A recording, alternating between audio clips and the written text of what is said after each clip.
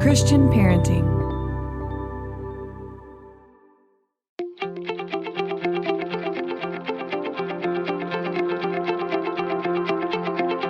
This is Cynthia Yanoff, and you're listening to Pardon the Mess. Each week we have honest discussions about the ups and downs of parenting and the lessons God is teaching us along the way. It's real, it's fun, and it's biblical. Life is messy. Don't walk the parenting road alone.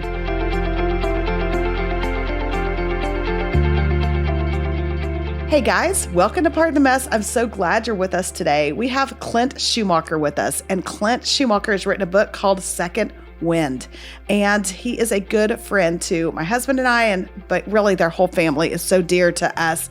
And I love this whole idea of second wind because he's talking about resiliency. And I think that is something that's so often overlooked in our parenting and maybe even in our own lives. But he interviewed so many different people and heard so many different stories of resiliency.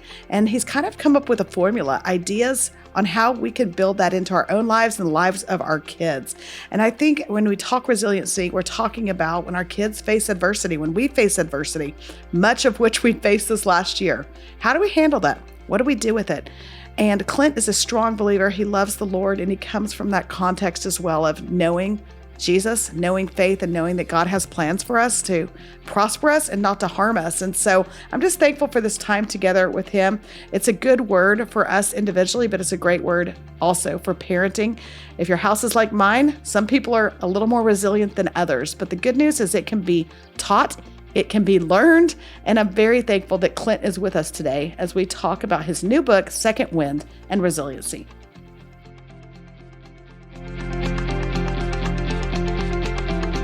Hey, Clint, welcome to Pardon the Mess. I'm glad you're here. Hey, Cynthia. It's great to talk to you. I'm really excited to get to visit with you.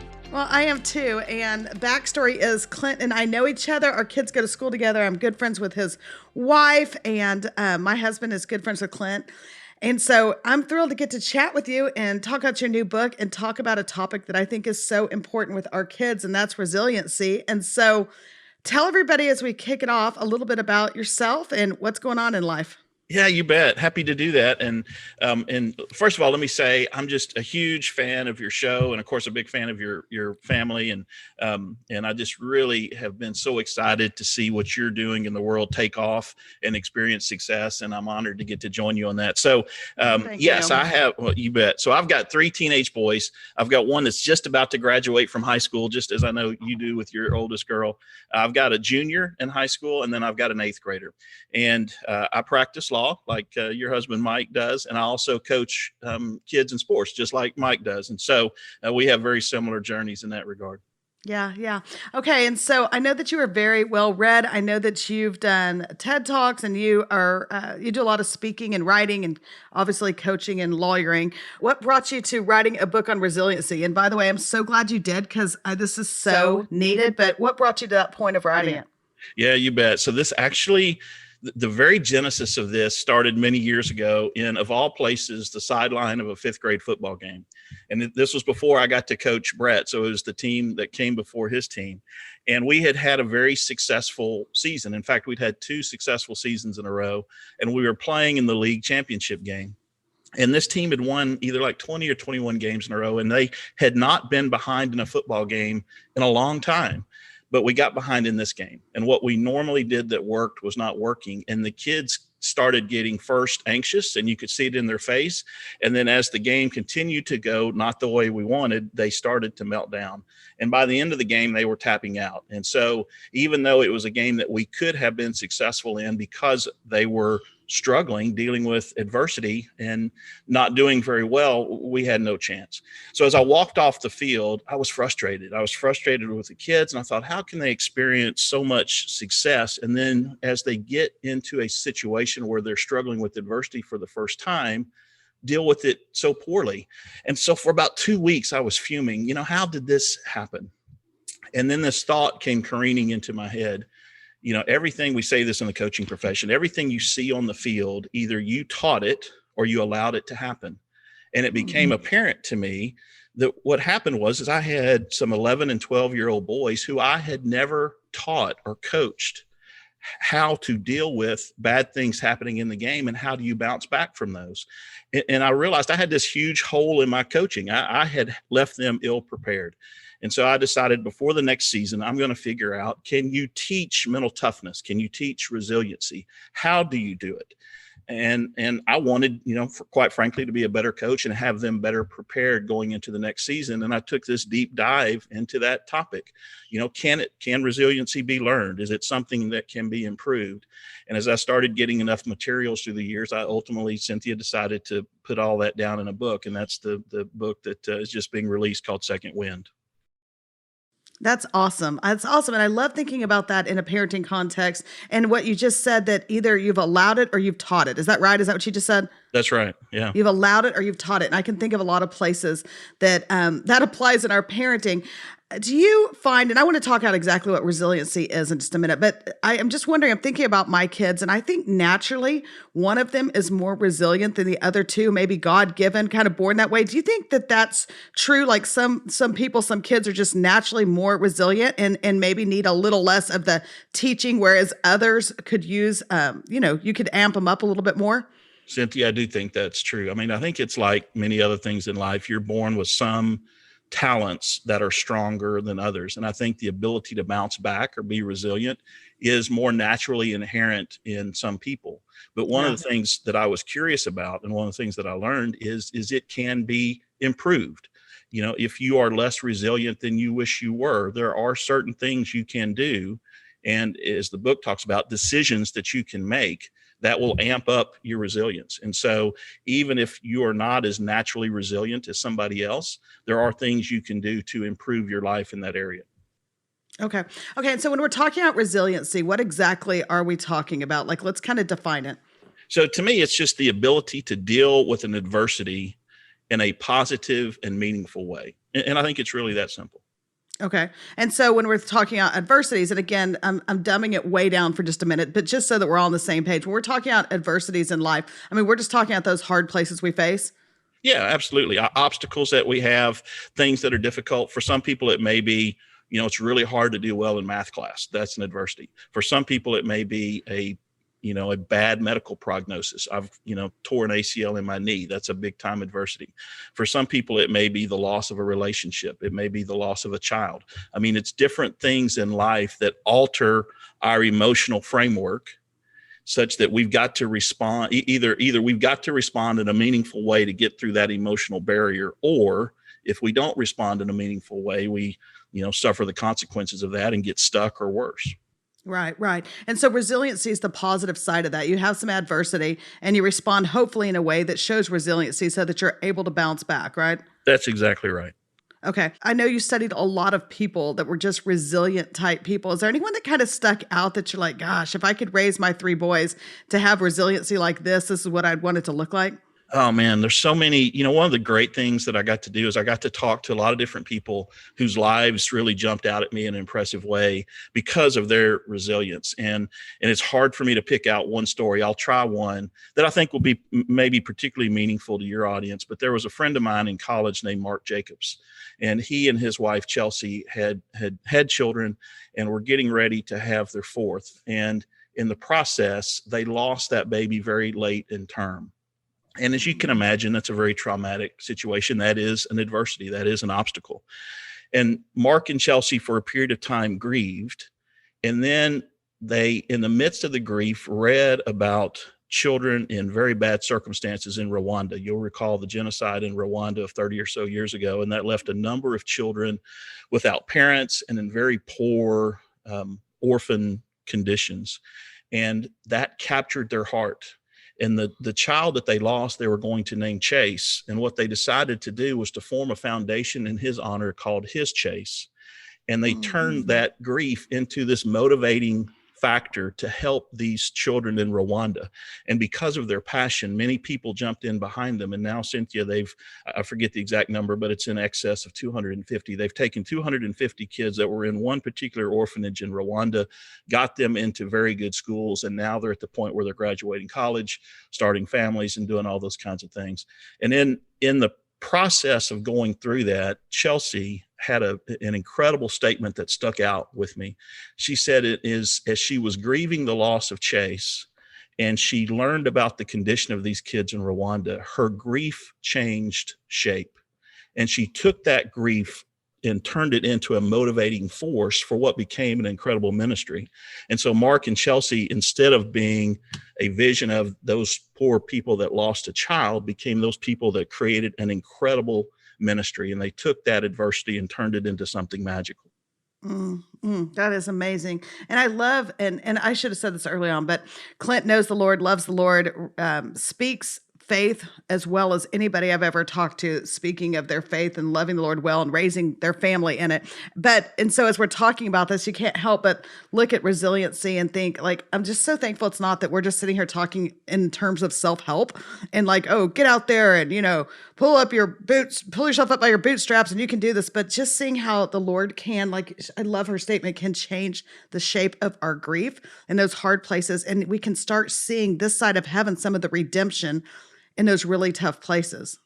Oh, absolutely right. And Cynthia, it's funny. I mean, I didn't set out to write a theology book or really even a Christian living book. But in the process of studying it, the Lord's impact on our life just continued to come up. And in the people that I talked to, as they were dealing with the hard place in life, it was remarkable to me how many times they said that in essence the Lord met them at that place. And that was certainly true for my wife and I. And so here again, even though I wasn't trying to write a theology book, there's a lot of theology that weaves through it because I was trying to be true to the stories of the people that I was talking to. And as a Christian, I think we have an ability to be even more resilient than people that don't have faith or people that don't put their faith in Jesus, because we've got this longer term view. And we can rest assured in the confidence, one, that God's got us, but two, that God can transform whatever pain or adversity or obstacle that we have into something that is good and that will be good for us. And even more to the point, as we walk through that adversity, it gives us this unique ability to help those who are on the road behind us. Once we have fought the adversity we have fought, as Solomon says, there's nothing new under the sun. There's somebody else coming behind us that we now have a unique ability to minister to. Yeah, that's so good.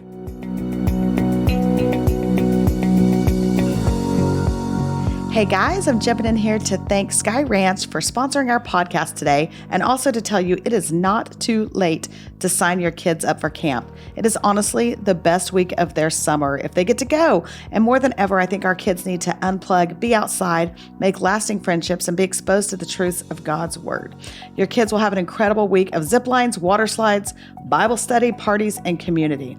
And best of all, they have these mentor-minded, highly trained counselors that model confidence that's rooted in the gospel and encourage faith while playing hard with our kids. So please go to skyranch.org, check it out, see what sessions are still available. And then as a Pardon the Mess listener, you get $200 off if you put in the code SkyParent. There's no spaces, SkyParent. So go to skyranch.org and sign your kids up for an awesome summer camp experience. This seems obvious, and obviously we know as Christians, we believe God's always the difference maker. But what is the difference between someone that can respond in resiliency versus someone who doesn't? What have you found? What's kind of that game changer in someone that's going to be resilient versus someone who's going to fall flat? Yeah, there's a series of decisions that I think resilient people make. And I lay out 13 decisions in the book, and then there's a 14th decision that deals specifically with parents. But I think there's a series of those decisions, deciding, one, that you're going to respond in an appropriate way or in a meaningful and an intentional way to the adversity. I think it starts there. And then there's various decisions that apply to different kinds of adversity. Sometimes you need to decide to forgive.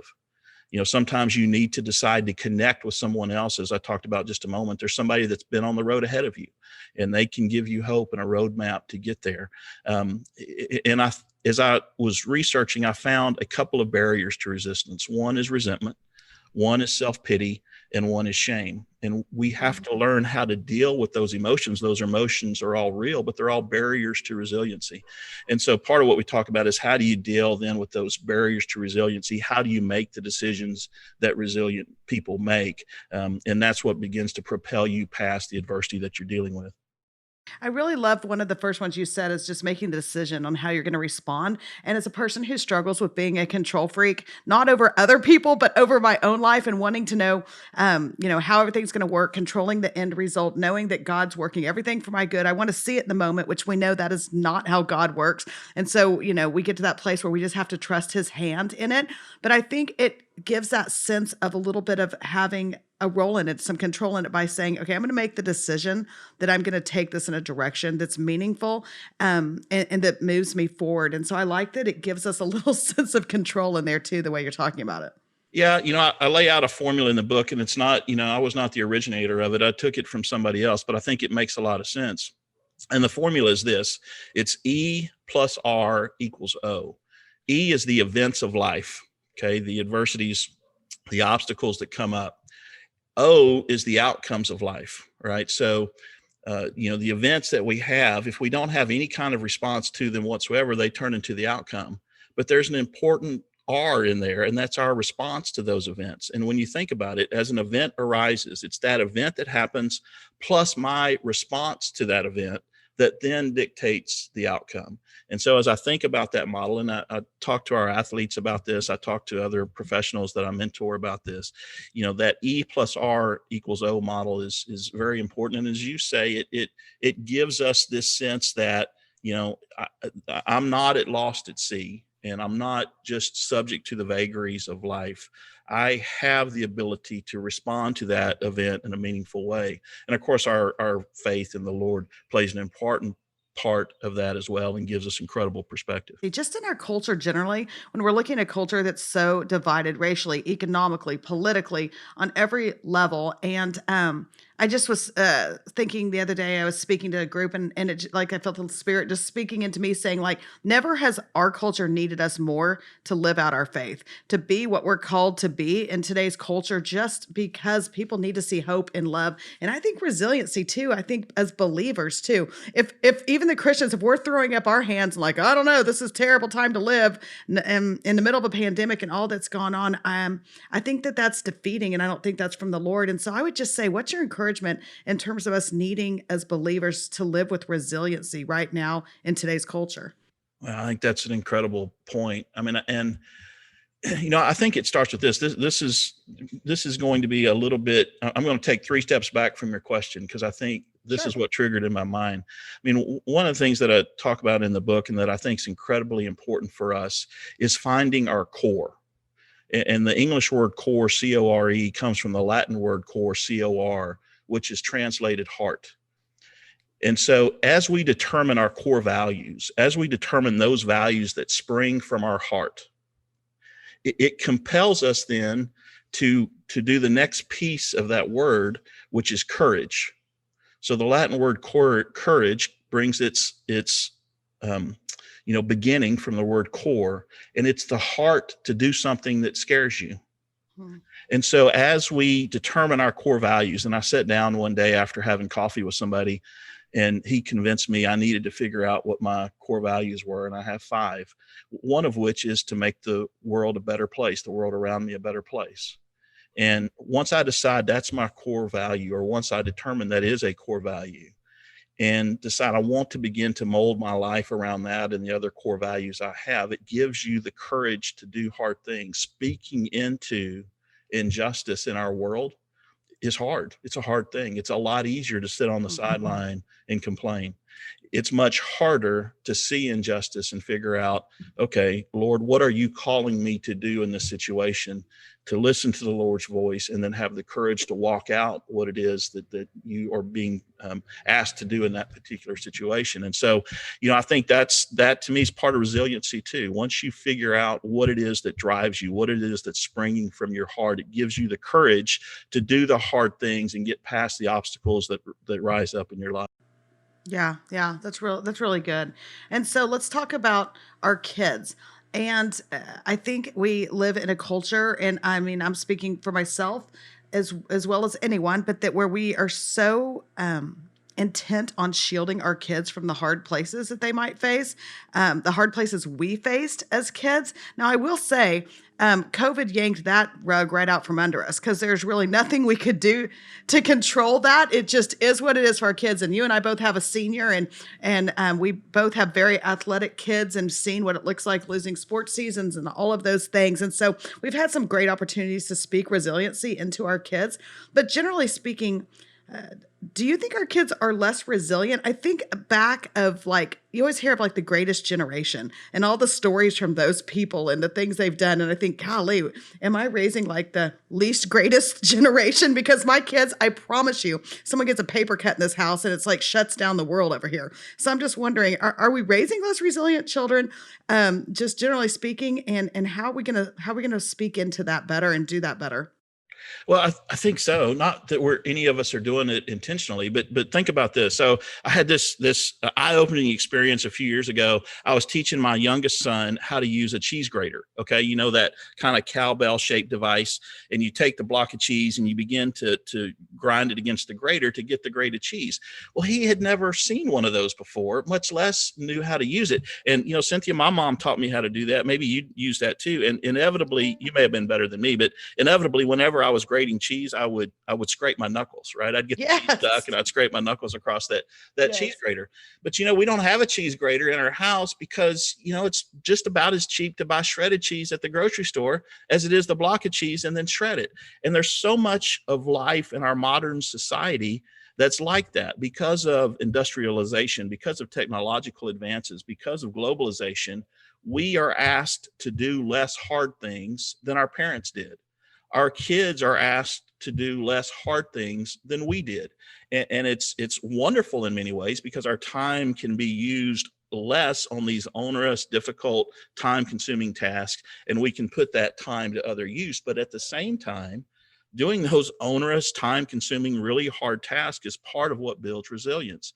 And then I don't know about your house. Actually, I kind of do. And your house is not nearly as bad as mine, but my kids play video games, Cynthia. And, Uh-huh. one of the great things about video games when you're playing them is if you screw up, there's a reset button that you can just start that game over. And so we've got kids that are doing less hard things, than maybe we ever have before. And they grow up playing video games where if something surprises them, something goes wrong, they make a mistake, they just hit the reset button and start over. And so we ought not be surprised that we've got to be super intentional about teaching our kids resilience because of the world that they've grown up in, where Yeah. you got a reset button within easy reach. There's no reset button in life, right? We've got to deal with the Yeah. consequences of what it is that we're doing. And so that then puts the onus on us as parents to teach our kids to be resilient. And one of the decisions in the book that I talk about is decide, to teach your child how to walk the path instead of creating the path for the child. And Mm. I think that's super important, for our generation as parents. It's hard to see your child fail. I don't do a real good job of that. And so part of what we try to be intentional to do is to let our kids fail and then let our kids figure it out. And when your kid fails, this is the feeling I have, you feel like a failure as a parent. And so it's a whole lot easier just to clear their path and make sure they don't stumble, they don't hit their toe on the proverbial rock. But I think as parents, it's important for us to let our kids learn under the safety of our own roof how to deal with the mistakes that they make, how to deal with the hardships of life, and begin to, Cynthia, in law school, we learned how to think like lawyers, right? They don't teach us a whole lot of Mhm. law, but they do teach you how to think. And I think the same thing is true at home. I can't prepare my three boys for every circumstance that they will face in life. I can't give them the pre-programmed knowledge to do that. But what hopefully I can do is to give them a framework, to give them a mindset of how do I approach hard things? How do I approach failure? How do I approach obstacles? And then hopefully they can take that skill set to deal with whatever it is that's going to get in their way as they walk through life. Yeah, that's good. Okay, and so I'm going to give you, just so we can try to be really practical with people, I'm going to give you an example of something that happened recently in my parenting journey. And I would love for you to speak into some of the resilient habits that maybe we could put into place through this situation, or how you maybe would have parented this towards resiliency in your boys. And I'm going to speak your language because I'm married to a man that only speaks the language of sports too, sports and law. So I can speak your language, Clint. But recently, and my son, and he wouldn't mind me saying this, my eighth grade son, and our boys are our boys, well, and I have a daughter too, but they go to a smaller private school. And one of the benefits is that they get to play a lot of sports. And so my son tried out for the basketball team and didn't make it, which is not very common in our school to not make most of the teams. And so he was one of like only two that didn't make it. And he's a decent basketball player, but he's not great. I mean, and so several parents said to me, like, you need to go talk to athletic director. That's not right. He's better than that, blah, blah, blah. And my husband and I were very intentional. Listen, and by the way, everyone who listens to the podcast knows I get it wrong more than I get it right, people. So this is not holding us up in great esteem. But my husband and I knew immediately, like, we're like, absolutely not. We're not going to talk to anybody. This is like an easy fail. Like, it was hard for him, but this is an easy fail where we can speak into it. So if we're going to build resilient habits and we're going to model it well in our kids, what does that look like in that scenario? What are some of the things that you have in place in your book that maybe would apply to that we could do with our kids? Man, what a great question. First of all, I love your boy. He's awesome. Thank Secondly, you. I'm proud of you guys because that's what we would hope any parent would do, is to let their kid walk through that difficult circumstance. And I would hope that at our house we would have handled it in the same way that you did. And so then the next question is, well, what do you do? What lessons do you want your child to learn from that hard circumstance? And I think, that's a great time. You now have sitting right in front of you rejection, and you have failure.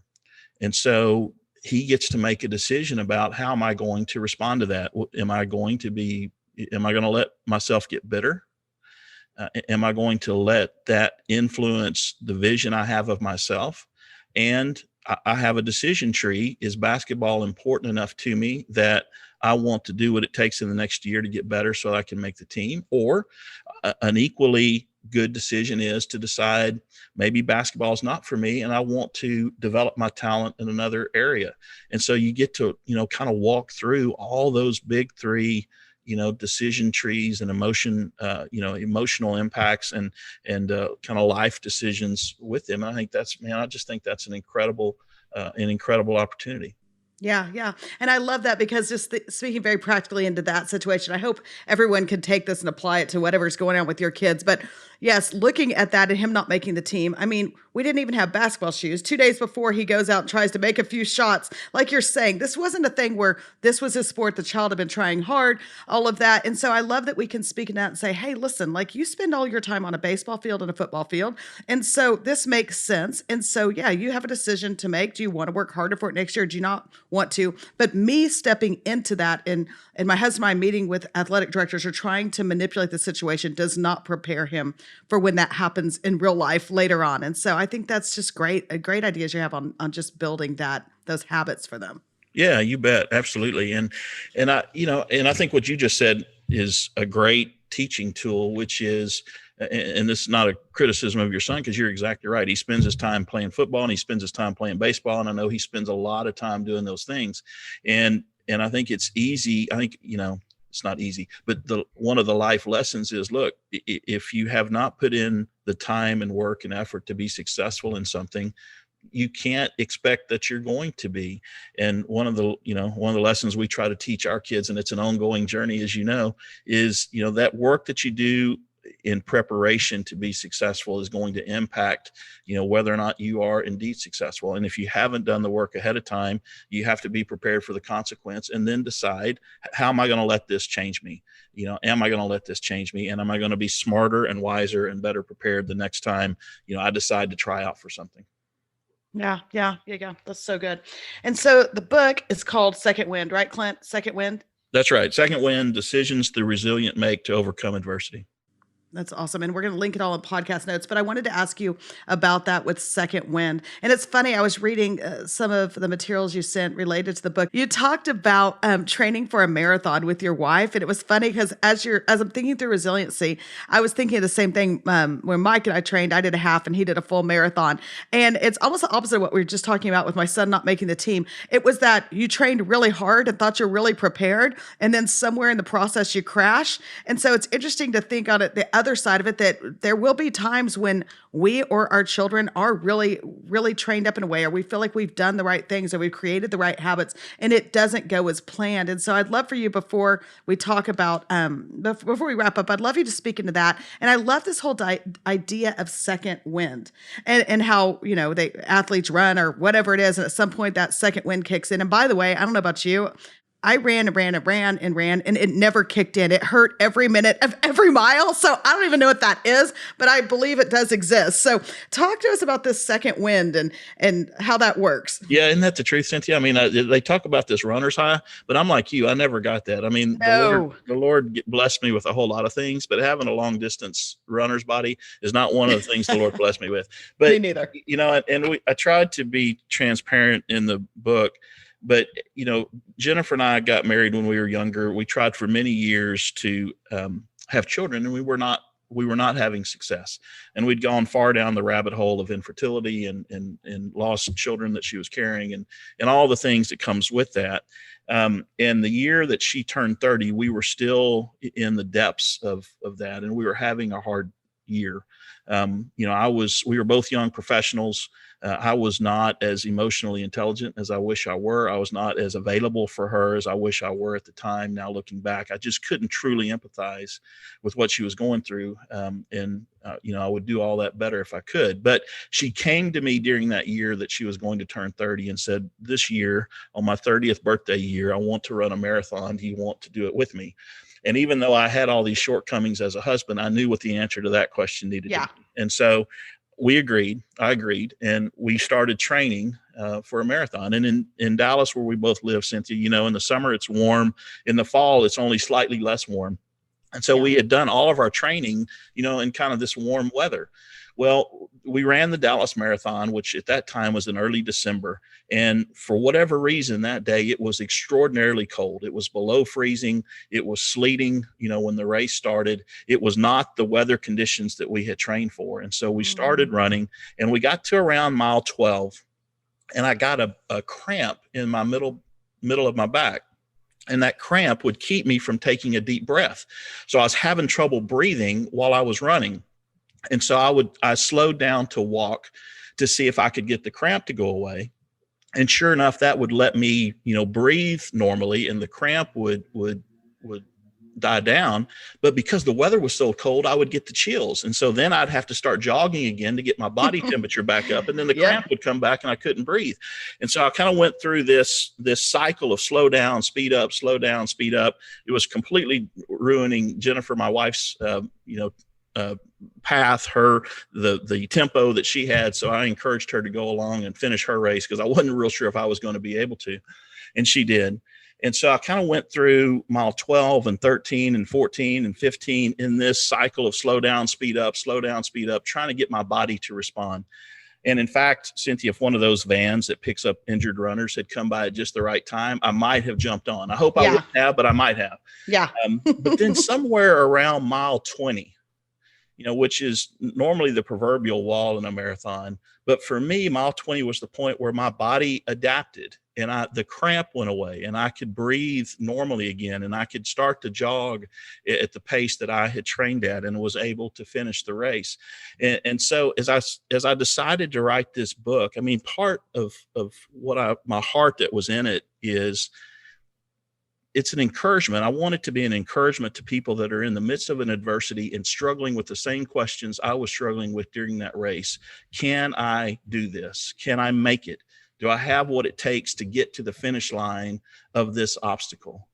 And my heart in writing it was to be an encouragement to say, yes, look, there's a second wind inside of you that's just waiting to come out if you can continue fighting to the point that your body begins to adapt. Or as it relates to an adversity or an obstacle, as your mind begins to adapt and your emotional state begins to adapt, and you begin to find the resources that you need to get you through that adversity. It may be connecting to somebody else. It may be taking a different perspective on how you see your struggle. It may be turning, as Mark and Chelsea Jacobs did, your adversity into a central motivating driving force that completely transforms that changes the shape of that grief. Whatever it is, if you can stay in the fight until that happens, there's a second wind waiting to arrive. And I really believe that. And I wanted to encourage people that was out there for them as well. Ooh, that's a good word. That is a strong word. And I think it is such a relevant word. And the Lord is so good to give this to you. I know you're writing this long before COVID. And so what a sweet time it is, though. I think we're all walking common adversity as well as our individual places of adversity. And so it's Second Wind, Decisions the Resilient Make to Overcome Adversity. And it is available and out right now. And Clint, just tell everybody how to find it and also how to keep up and catch up with you. Yeah, you bet. Thank you for letting me have the chance to do that. It's available on Amazon, an ebook, paperback, hardback. There's also an audiobook version available on Audible for people that like me, like audiobooks. And so you can find it at any of those places. There's more information about the book at the website findsecondwind.com, www.findsecondwind.com. And so you can find out more about it there. And there's also information to be able to connect with me. And I'd love for anybody that reads it, I'd love to get your feedback on whether or not it was helpful and things I can do better next time I decide to write something down. So I would appreciate getting to hear from you. That is awesome. That's awesome. Well, Clint, thank you for being here. And for y'all listening, he's the real deal. We get to see him in and out. He's coached our kids and their family is very dear to us. And so this is worth reading. It's worth considering with our kids. I think raising kids that are resilient matters. And so everyone grab a copy, and I would love to hear on social too when you're reading it and quotes and things you like. And so we'll link it all in podcast notes. Clint, thanks for being here. Cynthia, man, this was fun. Thanks for having me on. Anytime.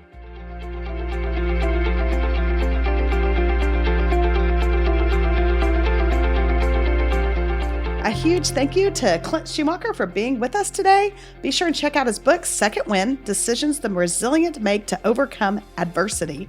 And it's available in all the usual spots, Amazon, everywhere else. I've also linked it in the podcast notes. And for our messy minute today, I want to bring up one thing he said, and I want us to think and pray about this. And it's great parenting advice, and that's to prepare our kids for the path. Don't prepare the path for our kids. And I know in my own life, I've seen it so many times where I've wanted to intervene, where I have intervened, where I've jumped in, where I've made the call, where I've stepped in places to help avoid adversity for my kids when actually they needed to grow in that adversity.